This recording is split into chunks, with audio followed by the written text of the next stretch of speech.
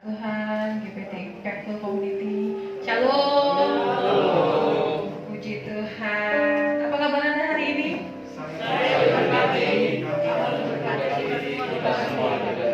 Puji Tuhan, kita semua diberkati Tuhan ya. Bersyukur untuk saat ini kita semua datang ke rumah Tuhan untuk memuji dan memuliakan Tuhan.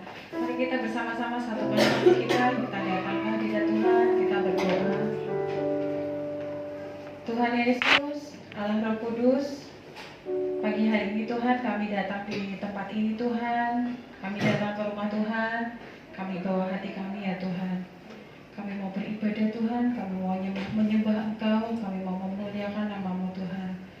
Biarlah Tuhan persembahan kami ini Tuhan kami bawa kepadamu dengan ucapan syukur Tuhan. Dan biarlah Tuhan setiap pujian penyembahan yang kami persembahkan kepadamu berkenan di hadapan-Mu Tuhan. Ibadah kami hari ini kami serahkan ke dalam tangan kuasa-Mu. Dari awal, pertengahan hingga akhirnya Tuhan yang campur tangan. Dan saat ini Tuhan, kami mau undang Roh Kudus untuk hadir di tempat ini. Kami percaya Tuhan, kuasa-Mu Tuhan yang akan ada di tempat ini Tuhan. Hadirat-Mu memenuhi tempat ini Tuhan. Sehingga kami Tuhan, anak-anak-Mu boleh bertemu secara pribadi dengan Engkau di tempat ini Bapa. Terima kasih Bapa, dalam nama-Mu yang kudus, kami mengucap syukur. Haleluya, amin. Sekali lagi ya saya mau tanya, apa kabar Bapak Ibu Saudara semua hari ini?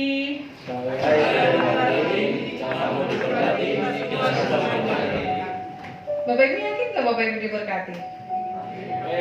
Oh, mukanya masih pada lesu-lesu ya? Beneran diberkati? Amin. Saya diberkati? Kita semua diberkati Tuhan. Jadi berkat Tuhan itu tidak selalu berupa materi ya Bapak Ibu ya. Berkat Tuhan itu tidak selalu berupa segala sesuatu yang berhubungan dengan uang, dengan benda, kemewahan. Tapi saat ini kita ada di sini, kita masih sehat, kita masih bernafas. Itu merupakan suatu berkat Tuhan yang luar biasa. Ada amin? Amin. Oleh karena itu mari kita sama-sama bersukaria karena hari ini adalah harinya Tuhan. Mari kita bangkit berdiri, kita mau memuji dan menyembah Tuhan, kita mau nyanyikan, mari kita bersukaria. Kalau saudara diberkati Tuhan, sungguh-sungguh kita harus bersukaria. Mari kita bersukaria, karena ini hari bahagia. Kita berkumpul jadi satu. Puji Tuhan semesta itu.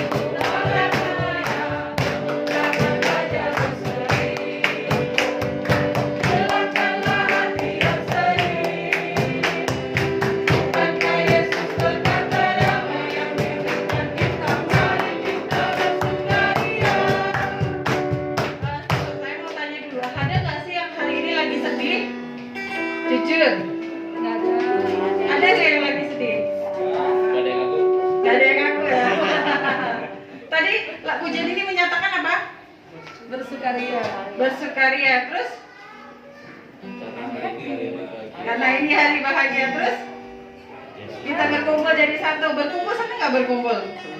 Senang dong. Ay, puji Tuhan. Terus? Ayo.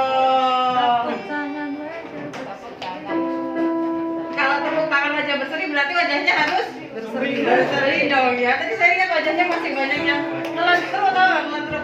Yuk kita nyanyikan pujian ini dengan sepenuh hati kita. Mari kita akan pujian ini sekali lagi. Biarkan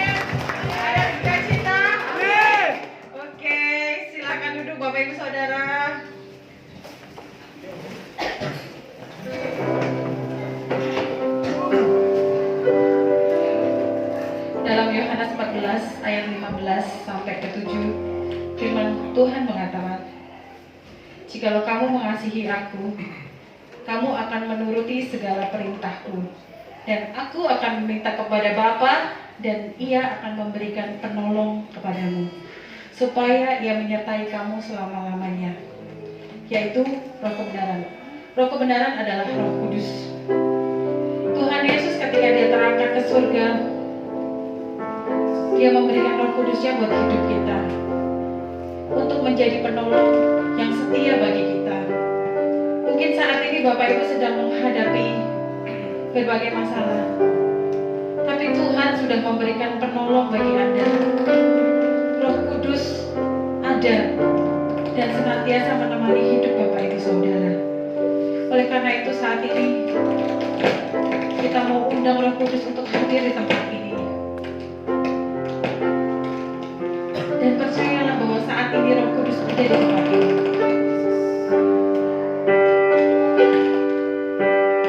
Roh Kudus hadir di sini, mengalir di bait suci, perkara ajaib terjadi, pesan mukjizat nyata, karena Roh Allah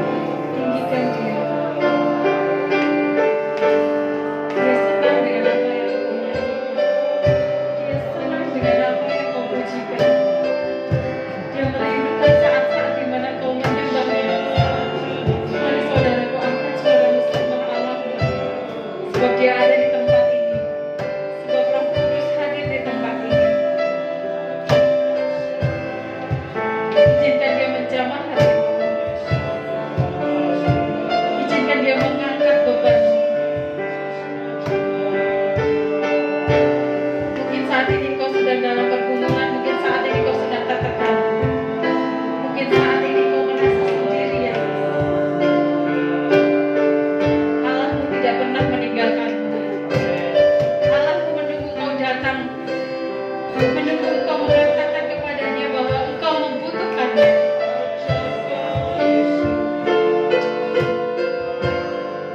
Bapa, kami bersyukur Tuhan buat semua yang Tuhan telah kerjakan bagi hidup umat-Mu. Kami bersyukur Tuhan.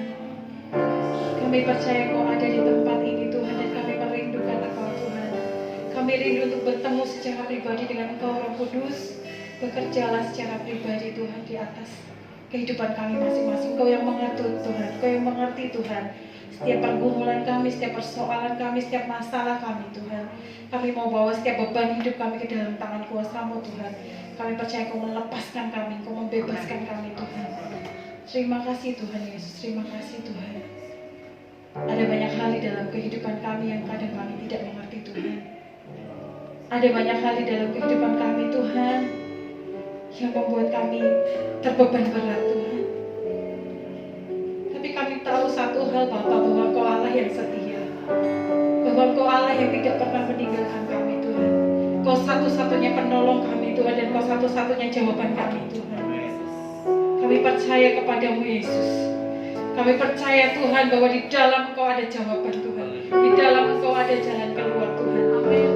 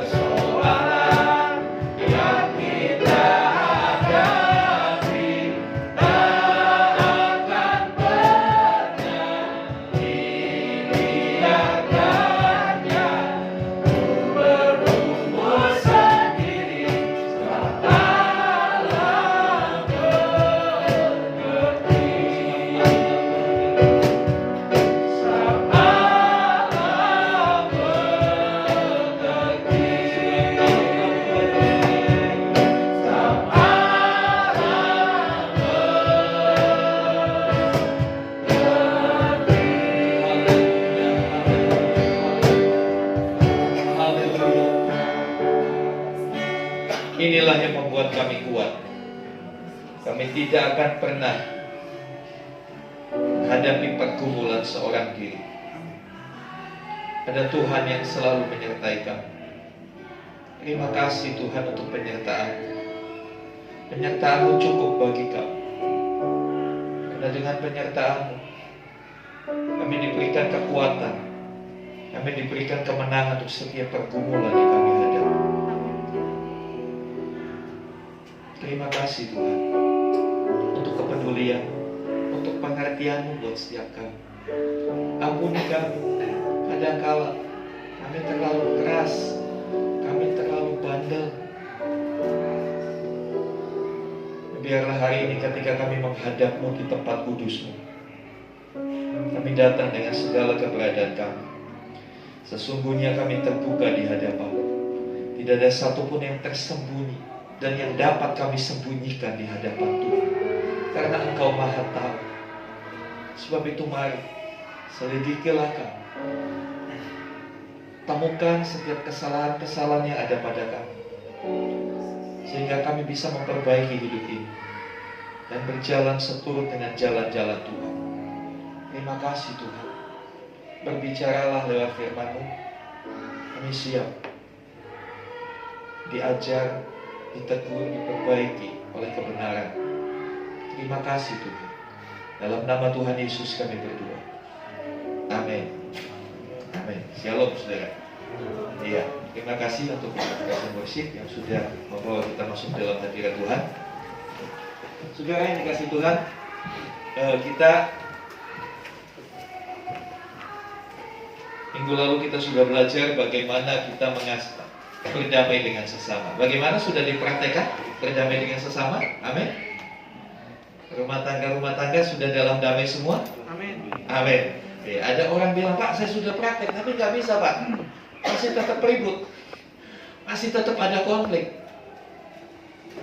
Mungkin hari ini saudara akan menemukan jawabannya.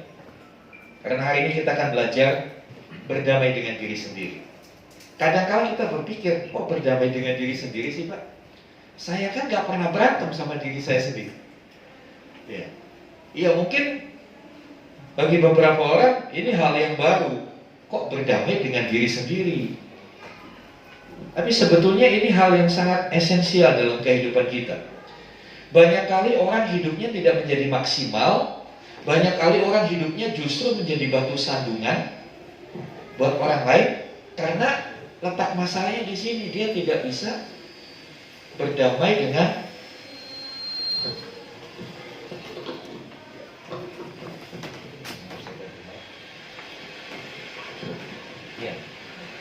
banyak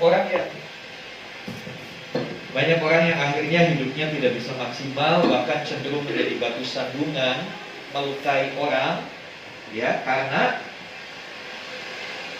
dia belum berdamai dengan dirinya.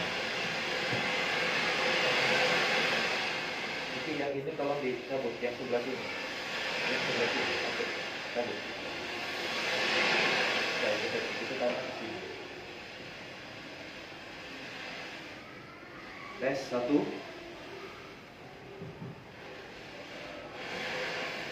2.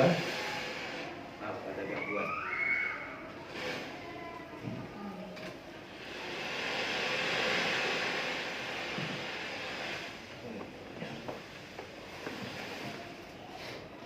Satu,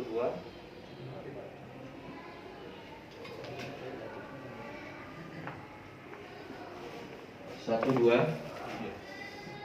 Maaf sudah. Tolong ganti baterainya.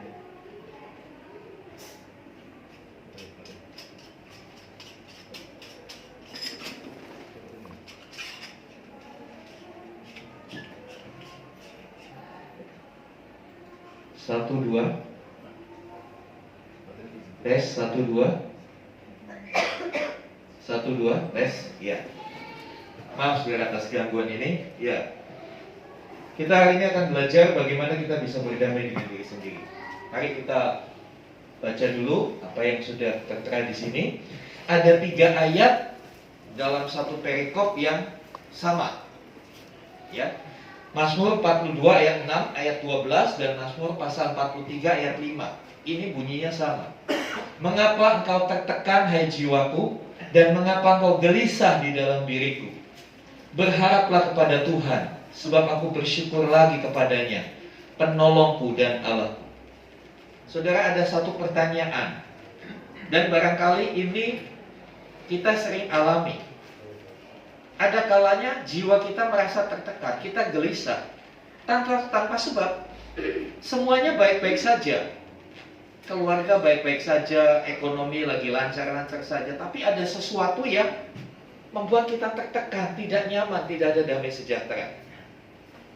Nah, ini biasanya mengindikasikan ada sesuatu yang harus diperbaiki di dalam diri kita. Karena sesungguhnya, saudara, musuh terbesar kita itu bukan iblis. Siapa musuh terbesar kita? Ya, kalau mau tahu musuh terbesarnya, nanti pulang gereja cari cermin, atau nanti pulang gereja, sebelum pulang di mobil lihat kaca spion. Itu nanti saudara akan ketemu musuh terbesar. Siapa? Dari kita sendiri. Coba kita renungkan, iblis itu cuma menggoda kita, betul gak? Dia menawarkan sesuatu supaya kita tergoda. Tapi keputusan untuk mengikuti atau tidak mengikuti itu dari diri kita. Dia gak akan bisa maksa kita. Dia gak akan bisa maksa. Iblis gak akan bisa memaksa kita. Dia hanya memberikan tawaran, dia hanya menggoda, ya, membuat kita tertarik. Tapi dia ya hanya sebatas itu. Keputusannya di kita. Jadi kadangkala yang membuat kita mengalami situasi seperti ini, tertekan, gelisah, sebetulnya diri kita sendiri. Dan kadangkala apa yang tampil di permukaan, ekspresi-ekspresi, baik itu kemarahan, kesedihan yang mendalam, ya kan? Atau bahasa zaman sekarangnya galau, baper, itu hanya ekspresi yang muncul di permukaan. Saya sebut itu seperti fenomena gunung es yang ada di laut. Di lautan, ya, di daerah kutub, itu biasanya ada gunung es kecil yang muncul ke permukaan kecil, tapi sebetulnya yang di bawah itu jauh lebih besar. Nah, fenomena gunung es ini yang membuat kapal Titanic tenggelam. Karena nahkoda hanya melihat apa yang kelihatan, yang muncul ke permukaan kecil. Ternyata yang merobek lambung kapal Titanic itu bukan yang muncul, tetapi yang di dalam. Yang di dalam air yang gak kelihatan. Jadi, dalam kehidupan setiap kita, ada dua sisi. Ada sisi yang kelihatan, ada sisi yang gak kelihatan. Hidden self. Ada sesuatu yang tersembunyi di dalam diri kita. Nah, kadangkala sesuatu yang tersembunyi ini, disitulah letak masalahnya. Disitulah yang membuat kita jadi tertekan. Next. Iya, mari kita diagnosa. Ada apa dengan diri? Pernahkah Anda merasa jengkel tanpa sebab? Gak usah dijawab, gak usah angkat tangan. Jawab dalam hatimu. Pernahkah Anda merasa jengkel tanpa sebab? Nggak ada apa-apa, kok kayaknya pengen marah aja. Ya. Atau pernahkah Anda merasa marah kepada diri sendiri? Aduh, kenapa sih saya begini? Ya. Silakan jawab dengan jujur, dengan hatimu. Pernahkah Anda merasa sendirian? Rame sih dalam komunitas, tapi kayaknya kok sendiri. Lonely. Kemudian, pernahkah Anda merasa terancam ketika kelemahanmu diketahui orang? Iya. Kalau dalam camp-camp pria sejati ada moto, keterbukaan awal dari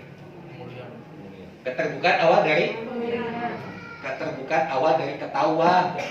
Kalau kamu terbuka pasti orang banyak tahu. Nah, banyak orang nggak mau kelemahannya diketahui orang. Dia nggak nyaman kalau kelemahannya diketahui orang. Aduh, ini jangan-jangan nanti saya nggak dianggap, nanti saya nggak dihargai, terus begini. Ya kan, dikasih Tuhan. Mari kita diagnosa diri kita. Gak usah lihat pasangan kita dan diri kita. Ya, hari ini saya mau ajak kita introspeksi, lihat ke dalam diri kita. Ya. Pernahkah Anda merasa semuanya serba salah? serba salah. Bahkan lebih jauh, ada orang-orang tertentu melihat orang-orang di sekitarnya tuh salah semua. Dia merasa cuma dia yang benar. Ini salah, itu salah, ini salah. Kalau jawabannya pernah atau bahkan sering, itu berarti Anda perlu berdamai dengan diri sendiri. Anda perlu berdamai. Kalau ada hal-hal seperti ini pernah muncul, apalagi kalau itu sering muncul, berarti hari ini Anda akan ketemukan jawabannya. Next. Ya, ini ciri orang yang belum berdamai dengan diri sendiri. Ya, kamu berjuang keras untuk membuktikan dirimu. Ada orang-orang yang berjuang begitu keras untuk membuktikan diri. Membuktikan dia hebat, membuktikan dia punya prestasi. Ya, satu sisi nggak salah. Yang kelihatan sepertinya nggak salah. Oh, dia rajin. Oh, dia setia, dia berprestasi. Kelihatannya nggak salah. Tapi yang harus diwaspadai adalah ada apa di balik itu. Yaitu yang hidden self-nya. Sesuatu yang tersembunyinya apa? Apakah ada merasa terancam ketika orang melihat engkau, ya kamu cuma begitu aja, kamu bukan siapa-siapa, sehingga dia mau tunjukkan dirinya, dia mau tampil, dia mau mendapat pengakuan dari orang-orang di sekitarnya. Nah, ini salah satu indikasi perlu berdamai dengan diri sendiri. Next. Takut melihat ke belakang, takut melihat masa lalu. Seolah-olah gak mau, udah hapus saja. Ya. Masa lalu yang terasa menyakitkan, masa lalu yang merupakan mungkin kegagalan. Ya, gagal dalam banyak hal ya, dalam pekerjaan, dalam studi, mungkin dalam berumah tangga. Kadang-kala itu masih menghantui. Sehingga ketika orang sudah mulai sentil masa lalu kita marah, kita gak nyaman, takut melihat ke belakang. Ya memang firman Tuhan bilang jangan menoleh ke belakang. Tapi biarlah apa yang ada di belakang itu menjadi satu tugu peringatan buat kita, untuk kedepannya kita tidak mengulangi kesalahan yang sama. Sama seperti mobil Bapak Ibu ada spionnya. Tujuannya untuk apa? Untuk berwaspada kan? Lihat kira-kira kalau saya belok di belakang bagaimana? Ya kan? Udah benar kan di posisi saya nih? Ya kan? Tapi ada orang-orang yang sama sekali gak mau korek masa lalunya. Dia tutup rapat. Dia merasa sangat terancam ketika orang mulai tanya-tanya masa lalunya. Ya kan? Nah, ini orang yang belum berdamai dengan diri sendiri. Next. Ya, ada orang-orang juga tidak bisa menilai dirinya dengan objektif. Dia menghakimi dirinya sebagai orang yang gagal. Ya, saya memang begini. Saya orang miskin. Ya, saya bukan siapa-siapa. Ya. Inferior. Dia merasa selalu di posisi yang rendah, sehingga tidak punya keberanian untuk melangkah mengerjakan sesuatu di depan. Dia berada di tempatnya, dia asik merenungi diri sendiri, dia asik bergalau ria. Akibatnya, ya hidupnya tidak produktif, hidupnya tidak menghasilkan apa-apa, dan pastinya hidup seperti ini gak jadi berkah. Kebayang gak kalau seorang suami seperti itu? Kerjanya hanya merenungi nasib, merenungi diri sendiri, mau kerja takut gagal. Ya sudah, selesai sudah rumah tangganya. Jadi saudara yang dikasih Tuhan, next. Hari ini kita mau belajar bagaimana orang yang sudah berdamai dengan dirinya sendiri. Tadi ciri-ciri yang belum berdamai. Sekarang orang yang sudah berdamai itu seperti apa? Ya. Yang pertama, dia menilai diri berdasarkan pendapat Tuhan, bukan pendapat manusia. Kita harus cari tahu apa kata Tuhan tentang diriku. Dari mana? dari firman Tuhan, bukan kata orang. Kadangkala saya menjumpai banyak anak-anak muda yang seharusnya dia banyak potensinya, tapi akhirnya dia terpuruk karena sudah dinilai negatif oleh orang tuanya. Bapaknya bilang, kamu itu, apalagi kalau dibanding-bandingkan dengan saudaranya, coba kamu tuh kayak kakakmu bisa tuh kamu nggak bisa. Kan mama papa kasih makan yang sama sama kamu, kenapa kakakmu bisa kamu nggak bisa? Wah, kondisi seperti ini menimbulkan trauma. Dan itu menjadi stempel dalam dirinya. Dia merasa, ya saya seperti ini, ya sudahlah, mau gimana lagi. Gak ada kekuatan untuk bangkit, gak ada kekuatan untuk maju. Karena dia menilai dirinya berdasarkan apa kata orang. Orang yang sudah berdamai dengan dirinya, dia tidak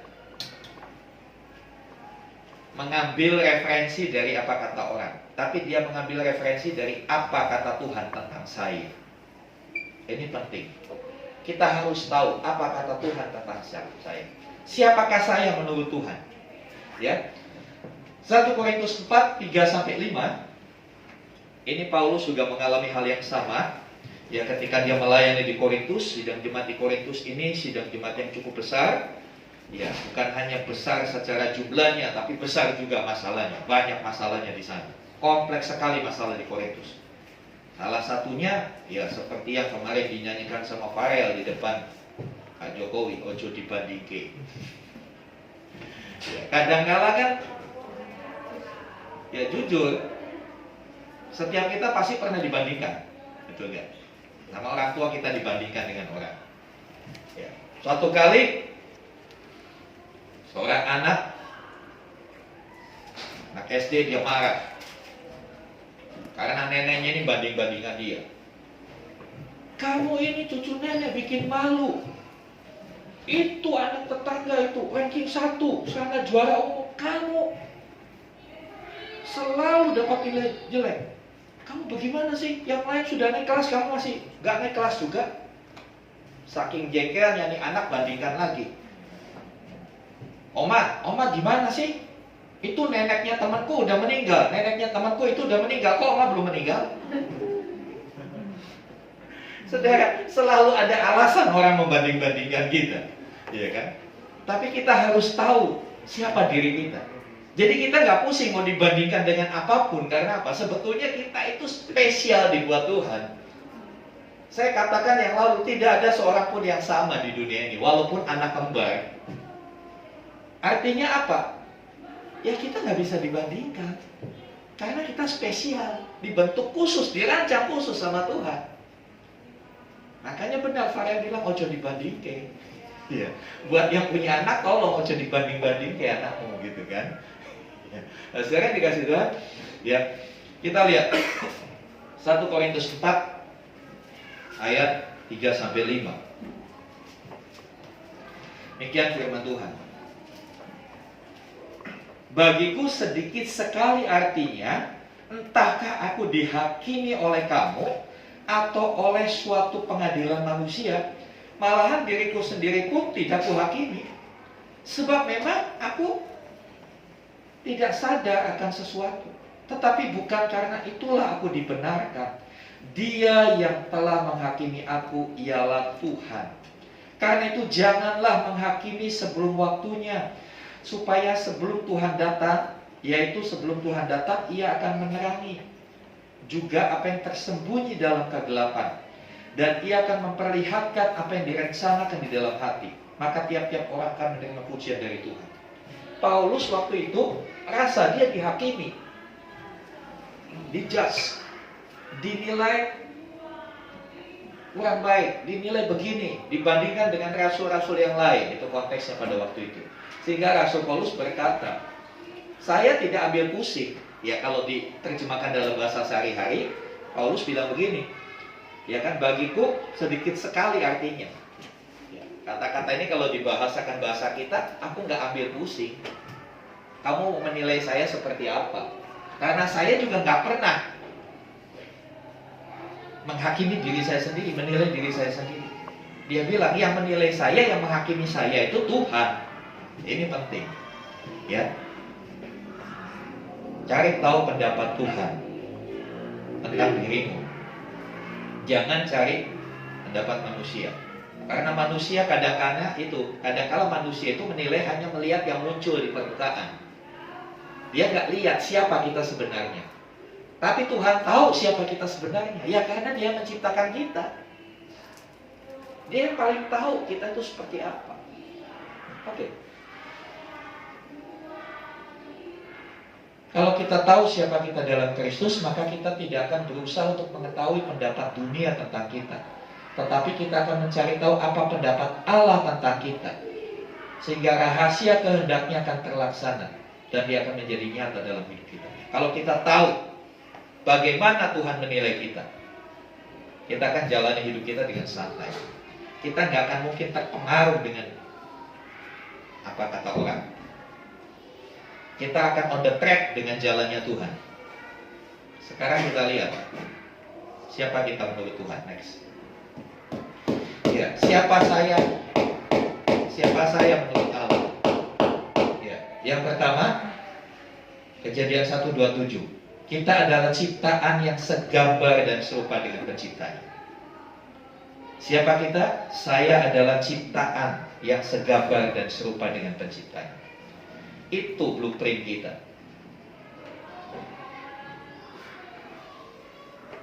Kita ciptaan, iya memang ciptaan, tapi ciptaan yang segambar dan serupa. Apa artinya segambar dan serupa? Segambar itu pola. Gambar sama dengan pola, pattern. Ya. Kalau orang mau bikin baju kan bikin polanya dulu, digambar dulu polanya, kemudian baru kainnya digunting. Kita ini diciptakan polanya Allah. Pola kerjanya Allah, pola hidupnya Allah. Seperti itu seharusnya kita. Serupa. Ya, ada kata-kata begini saudara. Serupa tapi tak sama. Ya. Kata serupa itu tidak menunjukkan sama. Ada kesamaan tapi bukan, ya kan? Serupa. Ya. Bunga ini serupa dengan aslinya, tapi ini bukan asli, betul? Itu arti kata serupa. Banyak kesamaan, tapi bukan sama dengan. Kita ini serupa dengan Allah. Banyak kesamaan yang kita miliki seperti Allah, tapi kita bukan Allah. Kita harus sadar. Kita gak maha kuasa. Allah mendelegasikan sebagian kekuasaannya kepada kita, sehingga kita bisa menguasai alam semesta, mengolah alam semesta. Ada kesamaan, tetapi kita tetap adalah ciptaan. Yang kedua, kita itu direncanakan dan dibentuk Allah sejak dari kandungan. Kita buka Mazmur 139. Mazmur 139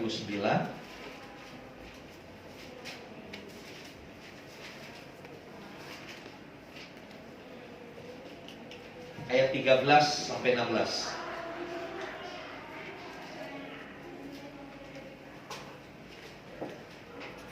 Mazmur 139 ayat 13 sampai 16.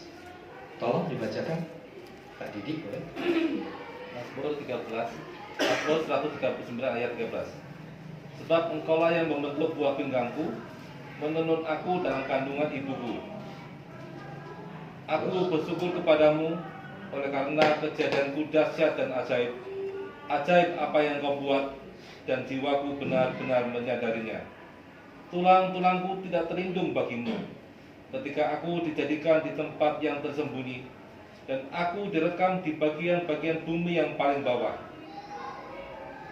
Ayat 16. Matamu melihat selagi aku bakal anak, dan dalam kitabmu semuanya tertulis hari-hari yang akan dibentuk sebelum ada satupun daripadanya. Ya. Itulah kejadian kita. Tuhan begitu detail membentuk kita. Bahkan ayat terakhir dikatakan, ya, dia dibaca ayat 16. Matamu melihat selagi aku bakal anak, dan dalam kitabmu semuanya tertulis hari-hari yang akan dibentuk sebelum ada satupun daripadanya. Ya, hari-hari kita itu sudah ada di dalam rancangannya Tuhan. Ketika manusia tercipta, kalau kita lihat, kita ini asalnya dari mana sih? Ketika ibu kita mengandung, itu kan sesuatu yang dahsyat banget. Nah, sorry, kadangkala saya bilang begini, testing, setetes bikin bunting. Ya, hanya setetes sperma dari seorang pria bisa menghasilkan satu individu baru.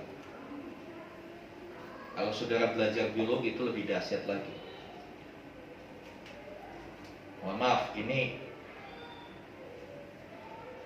yang di bawah umur diedit dulu. Ya, buat yang sudah dewasa. Ketika sperma membuai sel telur, hanya satu sel yang bisa membuai sel telur. Sperma yang disemburkan ketika pria berejakulasi itu jutaan. Ya. Penelitian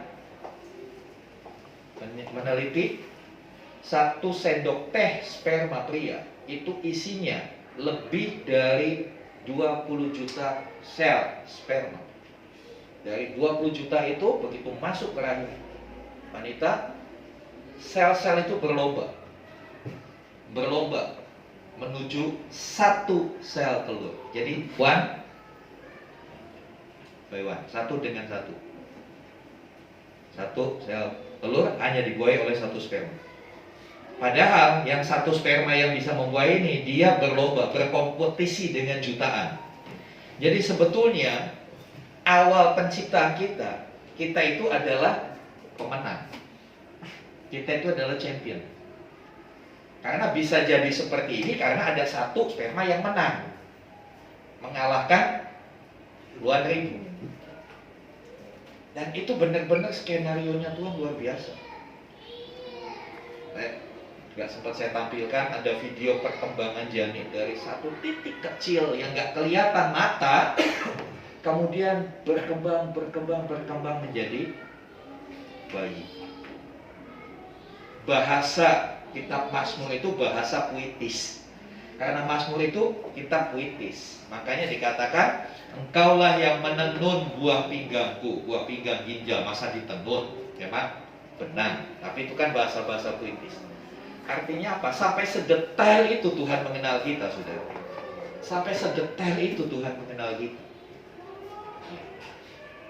Karena itu, sadarlah bahwa kita itu, keberadaan kita enggak secara kebetulan, enggak secara iseng Tuhan menciptakan kita. Semua sudah tertulis dalam kitabnya. Artinya apa? Kita direncanakan begitu rupa oleh Tuhan. Dia enggak main-main dengan kita, tapi kita yang main-main sama hidup ini.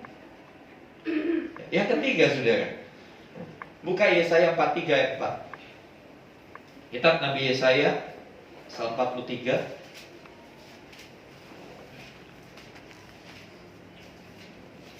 ayat yang keempat.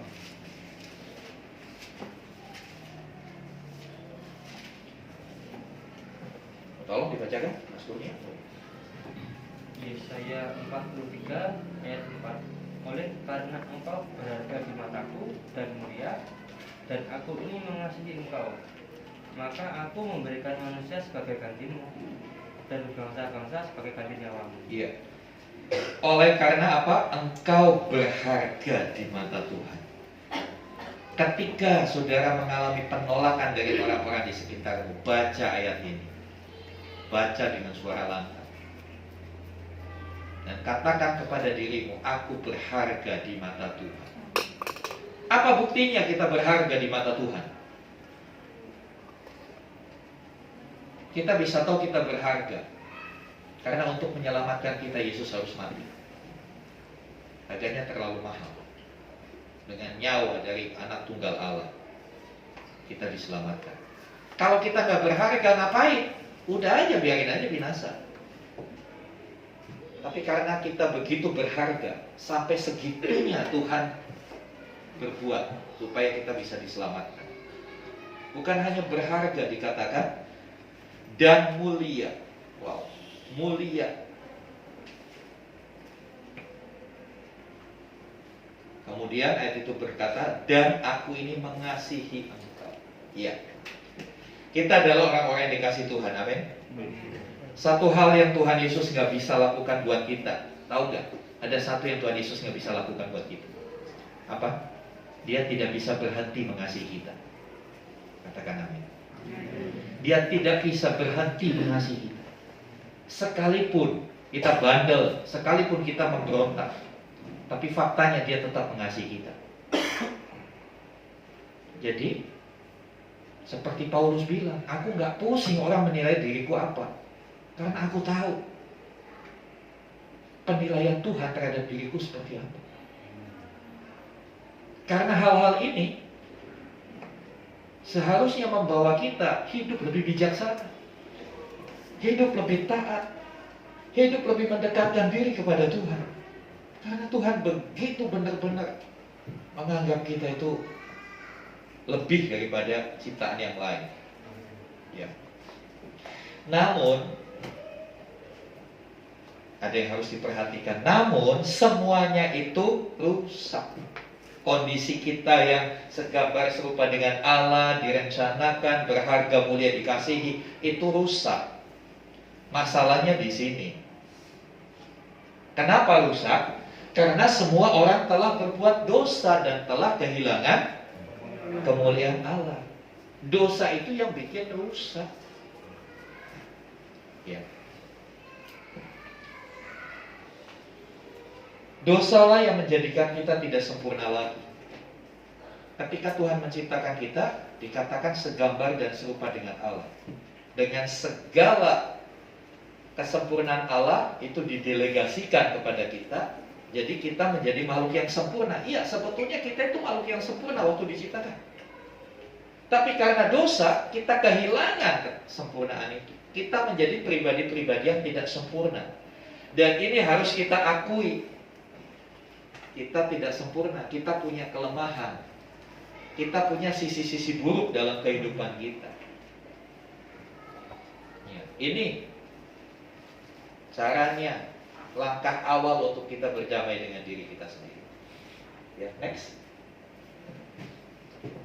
Ya, tetapi karunia Allah ialah hidup kekal dalam Kristus Yesus Tuhan kita. Walaupun rusak, tetap Tuhan tidak buang kita.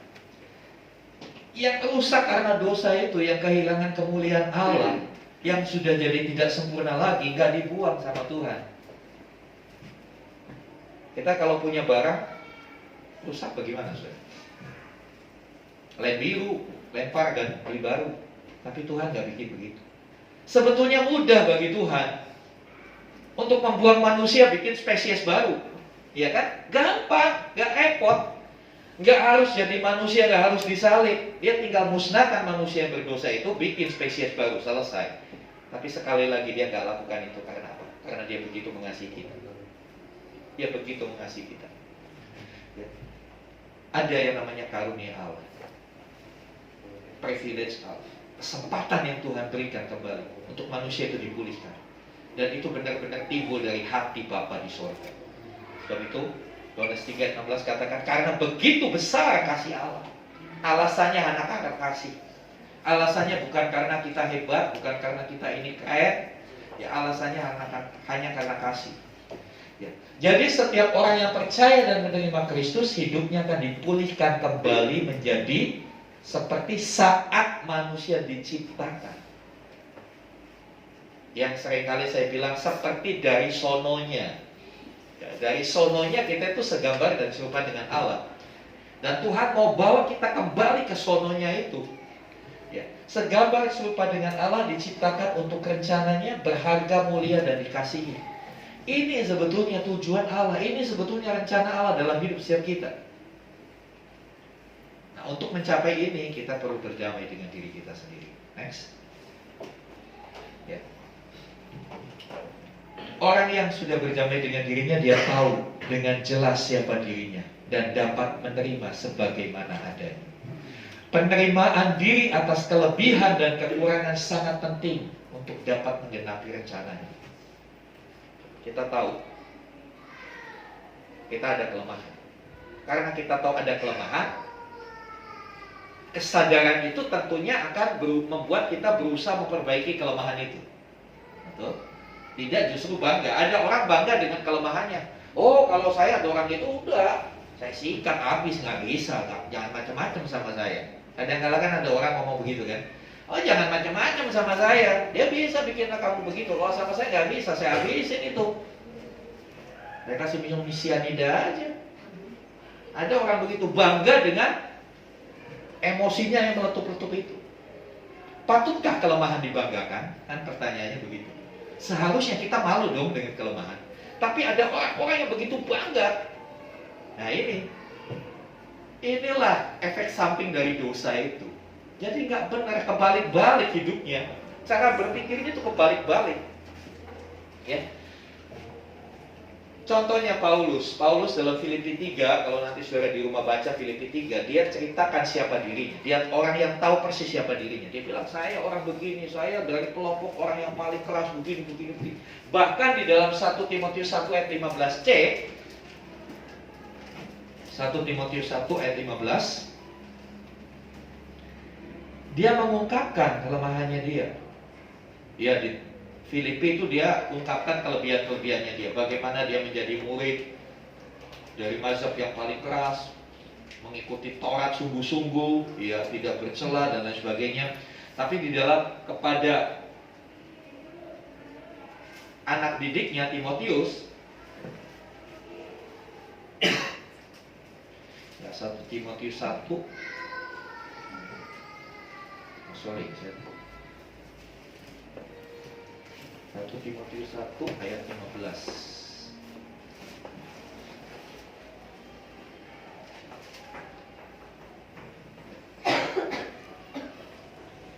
1 Timotius 1 ayat 15 dikatakan, perkataan ini benar dan patut diterima sepenuhnya. Kristus Yesus datang ke dunia untuk menyelamatkan orang berdosa. Perhatikan ayat ini sebenarnya. Dan di antara mereka, apa katanya? Akulah yang paling berdosa. Timotius ngomong ini bukan kepada orang yang lebih tinggi, tapi Timotius tulis surat ini kepada Paulus tulis surat ini bukan kepada orang yang lebih tinggi, tapi Paulus ngomong begini kepada orang yang di bawah dia, muridnya.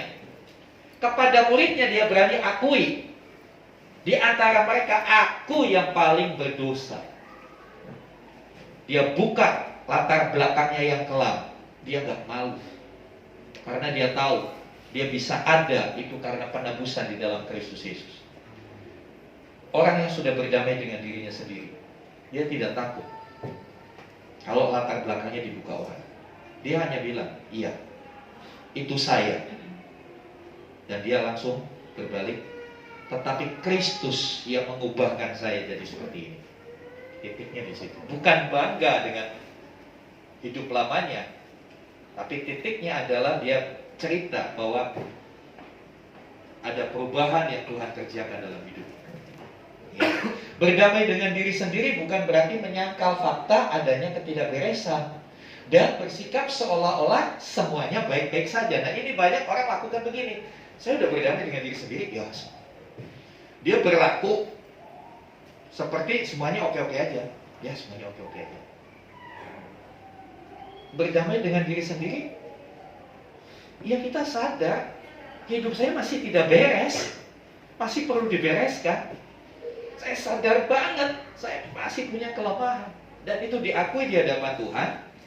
Setelah mengakui, ada upaya untuk memperbaiki diri bersama-sama dengan Tuhan. Itulah orang yang berdamai dengan dirinya. Ya, keadaan kita bergantung kepada kesempurnaan Allah, bukan pada diri kita. Ya, keadaan kita sekarang itu hanya karena kesempurnaan Tuhan. Jadi urutannya Tuhan menciptakan kita sempurna.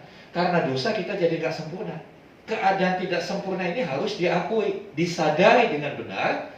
Kemudian bersama-sama dengan Tuhan kita mengerjakan pemulihan itu, supaya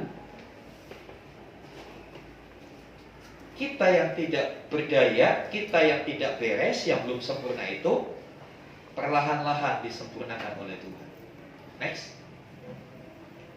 Ya, yang ketiga, orang yang sudah berdamai dengan dirinya dapat menerima orang lain dan dunia dengan segala ketidaksempurnaannya. Jadi setelah dia terima dirinya, dia terima juga orang lain. Karena pemahamannya udah berubah, iya, karena dosa lah, jadi tidak sempurna. Saya tidak sempurna, orang lain juga nggak sempurna. Dia terima, dia welcome. Dia nggak marah, nggak jadi benci, kecewa karena keberadaan orang-orang di sekitarnya. Dia sadar bahwa manusia sama-sama tidak sempurna dan sama-sama sedang berjalan menuju kesempurnaan di dalam Tuhan. Dunia ini tidak sempurna. Jadi jangan heran kalau di pengadilan sendiri banyak ketidakadilan. Kan begitu. Di pengadilan sendiri banyak ketidakadilan. Ya. Lagunya berubah, bukan maju tak gentar, membela yang benar, beda. Maju tak gentar, membela yang bayar. Begitu. Dunia kan seperti itu warnanya. Siapa yang bisa bayar lebih, yang kemauannya diikuti. Ya. Dunia kan selalu bertanya untuk setiap urusan wanipiro, kan begitu. Itulah dunia di mana kita tinggal, yang sudah rusak karena dosa.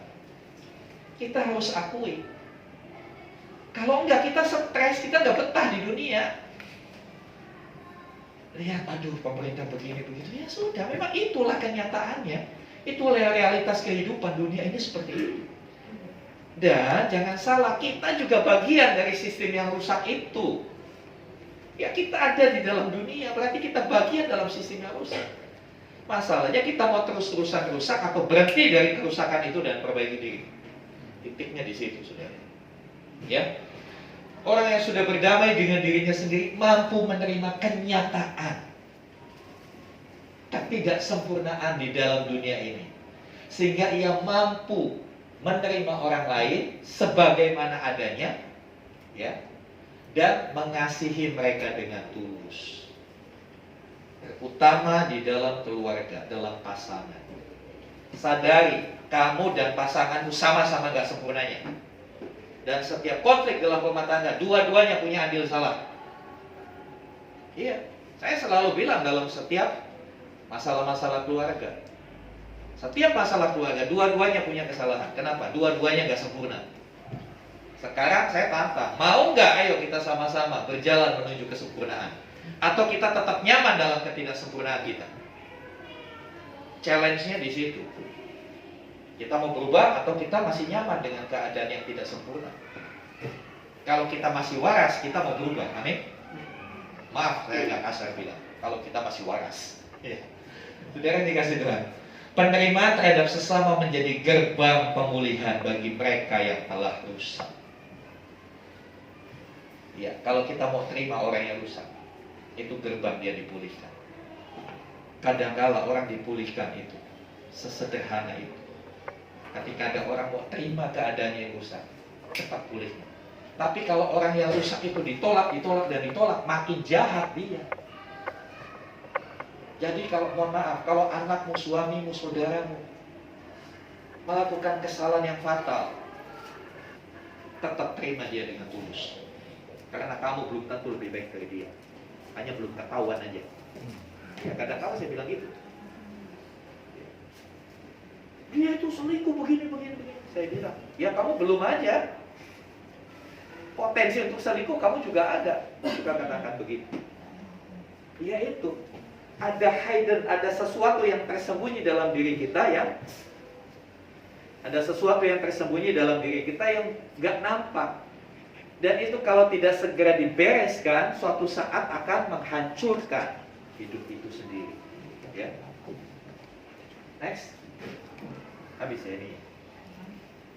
Coba yang kecil.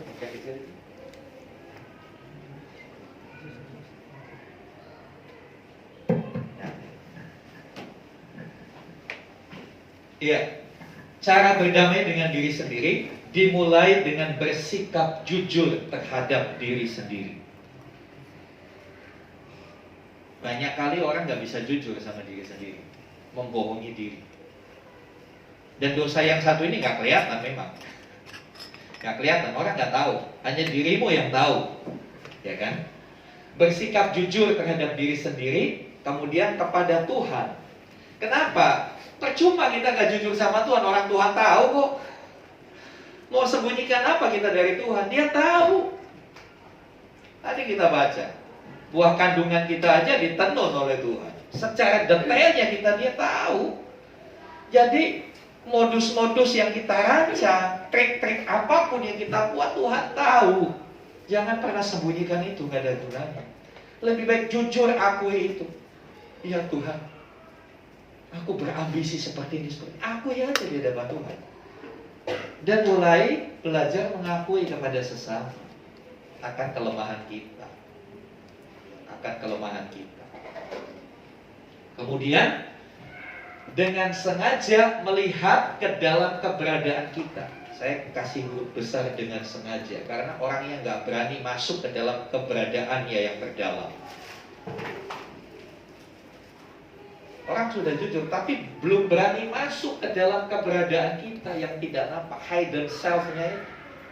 Sesuatu yang tersembunyi itu ditutup rapat, gak mau kita buka, gak mau kita declare. Ya.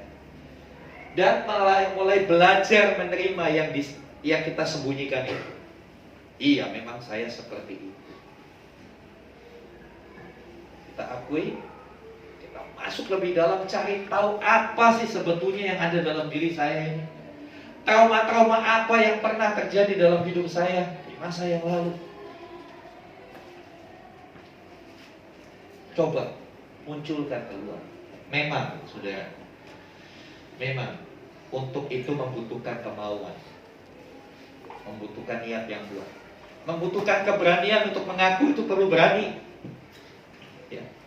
Perlu keberanian dan perlu kerendahan hati, perlu kejujuran. Tapi semuanya itu dalam pertolongan Roh Kudus. Kita pasti dimampukan. Saya mau ajak kita semua hari ini, ayo kita buka-bukaan di hadapan Tuhan.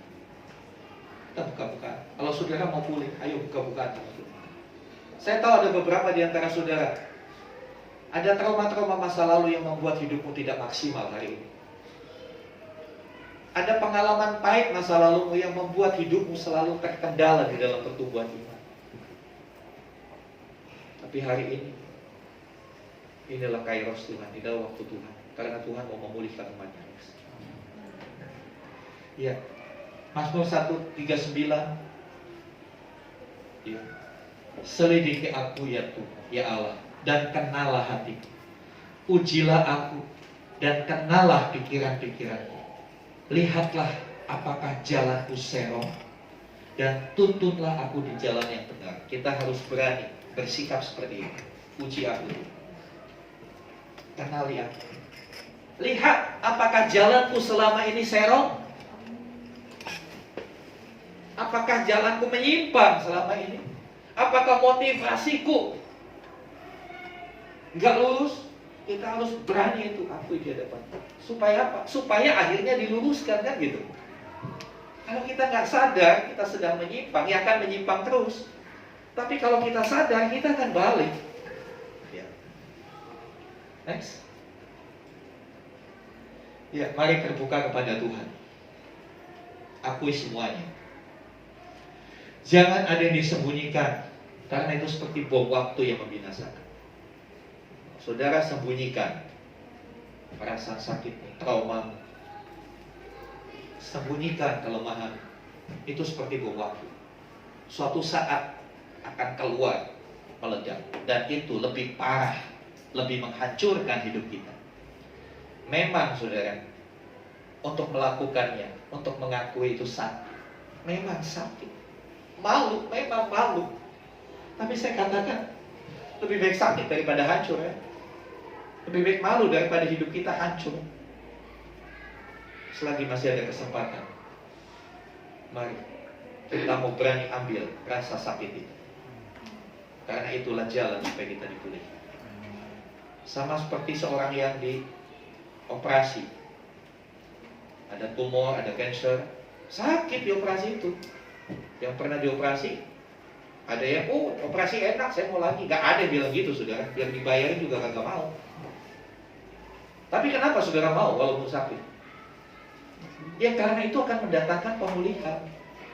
Kalau dibiarkan memang gak sakit, tapi kalau dibiarkan itu akan membinasakan engkau. Sekali lagi, sesuatu yang hidden, sesuatu yang tersembunyi dalam diri, coba ungkap keluar. Siapa tahu disitulah letak penghambat kesuksesanmu hari-hari. Siapa tahu yang tersembunyi dalam dirimu itu, yang kau pura-pura, oh gak apa-apa, baik-baik kok, saya oke, saya baik-baik dengan senyum. Tapi sebetulnya kalau mau jujur, hatimu menangis, hatimu tertekan. Ayo saudara, berani ambil rasa sakit itu, karena itu akan mendatangkan pemulihan buat kita. Next. Ya. Kalau ini keputusan saudara, saudara boleh pamit pergi. Silakan dibaca dulu. Kalau ini keputusan saudara, saudara boleh pamit pergi.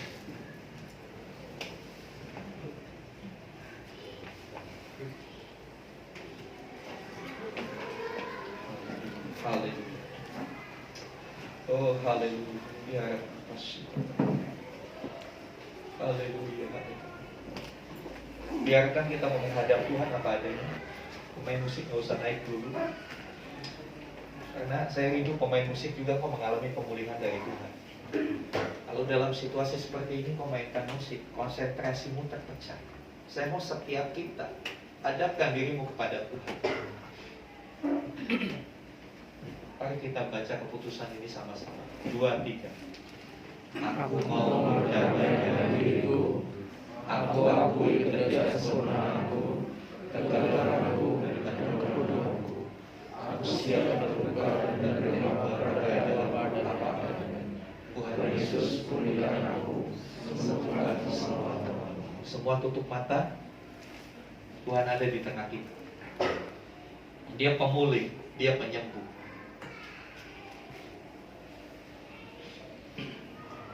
Saya rindu kita semua dipulihkan, disehatkan. Mari masuk ke dalam bagian tersembunyi dalam hidup. Ada apa di sana yang belum kau akui di hadapan Tuhan? Aku itu di hadapan Tuhan. Setiap pribadi masuklah ke dalam bagian yang kau sembunyikan begitu rapat dalam hidup. Bahkan mungkin suamimu, istrimu gak tahu hal ini. Tapi harus jujur kamu tahu. Aku itu di hadapan Tuhan. Kadang-kala ada orang berusaha untuk mengendalikan emosinya jadi lebih terkontrol, tapi selalu gagal-gagal. Tapi ketika saya ajak masuk ke dalam dirinya yang tersembunyi, di situ dia ketemukan. Ada kemarahan di masa lalu yang belum diselesaikan.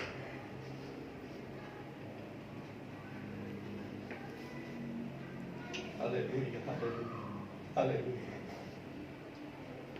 haleluya. Tuhan ada di sini.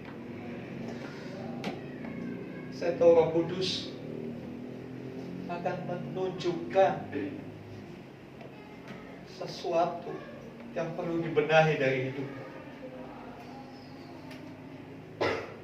Haleluya, haleluya. Di hadapan saya saudara bisa sembunyikan. Di hadapan istrimu, di hadapan suamimu, kau bisa tutup rata. Tapi bisakah kau sembunyikan di hadapan Tuhanmu yang Maha Tahu? Tak bisa. Hari ini Tuhan mau membereskan semua masa lalumu yang kelam, yang rusak. Mungkin kau sendiri malu dengan dirimu. Kenapa aku begini? Kenapa aku bisa begitu ya?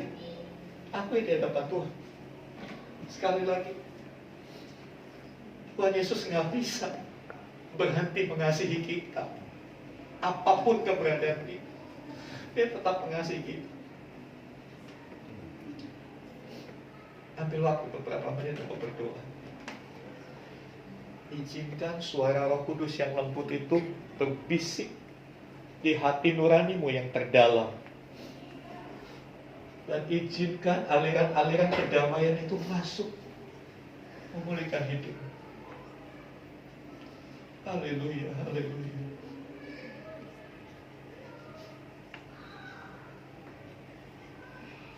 Beberapa saudara memiliki masa lalu yang penuh dengan kekecewaan kepada orang tua. Karena engkau selalu dibandingkan dengan saudara-saudaramu yang lain. Engkau marah. Dan sampai saat ini kau belum bisa mengampuni orang tua. Ini saatnya saudara, untuk saudara menjadi pulih. Kalau orang tuamu menilai begitu, Tuhan tidak menilai seperti itu. Jangan pakai referensi dari apa kata orang. Yang patut dijadikan referensi adalah apa kata firman Tuhan. Ya, kalau Tuhan munculkan satu sosok, satu wajah orang yang paling kau benci dalam hidupmu, mulai teriak, iya Tuhan, aku benci orang itu. Ya Tuhan, aku gak bisa terima kau diperlakukan seperti itu. Tapi tolong aku, kebenaran-Mu mengajarkan aku mengampuni. Mungkin orang yang menyakitimu itu sudah meninggal, tapi itu tidak menghentikan kebencianmu. Hari ini ayo berdamai dengan dirimu sendiri. Izinkan Tuhan memulihkan hidupmu, saudaraku. Please. Please, izinkan Tuhan memulihkan hidupmu. Jangan keraskan hatimu. Ya Rabba Syadharana Karyas. Syadharana Karyas. Dia ada di tengah kita. Dia ada di tengah-tengah kita. Ya, terima kasih untuk setiap persembahan saudara, baik yang diberikan hari ini maupun melalui transfer.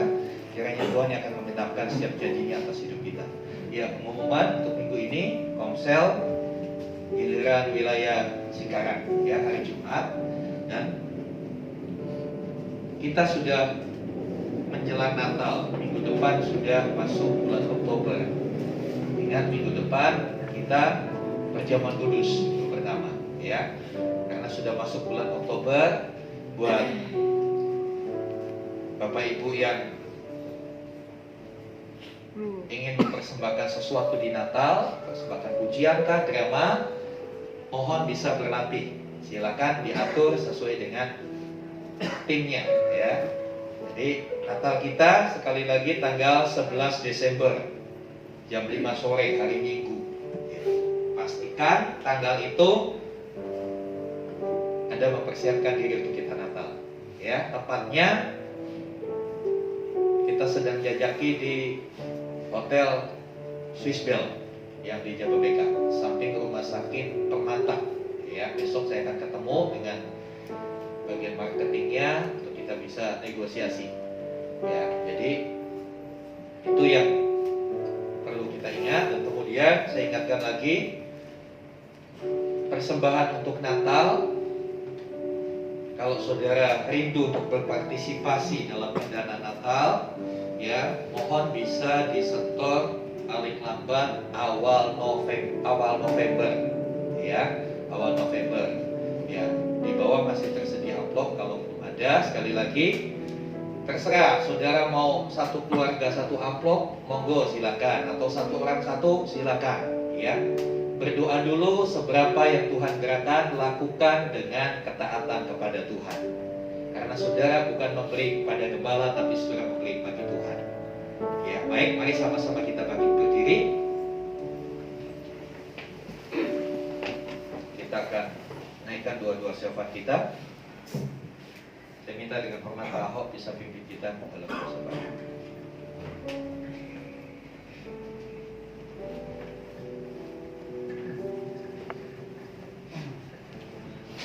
Mari saudara-saudara kita bersatu dalam doa. Terima kasih Tuhan Yesus, pada siang hari ini kami boleh mengikuti ibadah onsite ini. Terima kasih Tuhan, kiranya untuk firman yang baru kami dengar, bagaimana kami harus berdamai dengan diri sendiri. Tuhan, ungkapkan hati kami, apapun yang menjadi pergumulan kami saat ini, sifat-sifat buruk kami yang selama ini kami pertahankan, kiranya Engkau hancurkan Tuhan. Biarlah sifat-sifat yang buruk itu Engkau ubah menjadi sifat-sifat yang sama seperti Engkau kehendaki. Terima kasih Tuhan. Terima kasih untuk firman pada siang hari ini. Kiranya firman ini dapat kami terima di dalam hati kami dan bertumbuh dan dapat menjadi pembuktian di dalam keseharian kami, terutama di keluarga kami, lingkungan kami, bahkan di tempat dimanapun kami bekerja dan beraktivitas. Terima kasih Tuhan. Kami juga menyerahkan Pak Gembala kami, Bu Gembala kami, berikan mereka kekuatan-Mu Tuhan, karena mengembala itu sangat tidak mudah. Biarlah kekuatan yang datang daripada Engkau yang bisa menguatkan mereka, berikan hikmat, kesehatan, sehingga di dalam menjalankan pekerjaan pengembalaan ini dapat betul-betul mereka bekerja sesuai dengan yang Engkau inginkan. Terima kasih Tuhan, berkati setiap keperluan dan kebutuhan Pak Gembala dan Bu Gembala kami. Biarlah Engkau sendiri yang cukupi. Berkati juga anak-anaknya, Sasha yang sedang kuliah di Solo, Sharon yang sedang sekolah. Berkati setiap apa yang mereka kebutuhan untuk sekolah mereka, Engkau cukupi semuanya Tuhan. Terima kasih Tuhan. Kami percaya mereka anak-anak pilihan-Mu, mereka boleh juga menjadi berkat di lingkungan sekolah mereka masing-masing. Terima kasih Tuhan. Kami juga menyerahkan gereja kami, GBT Impactful Community. Biarlah gereja ini boleh terus bertumbuh. Biarlah jemaat GBT ini boleh terus bertumbuh di dalam perkenanan-Mu Tuhan.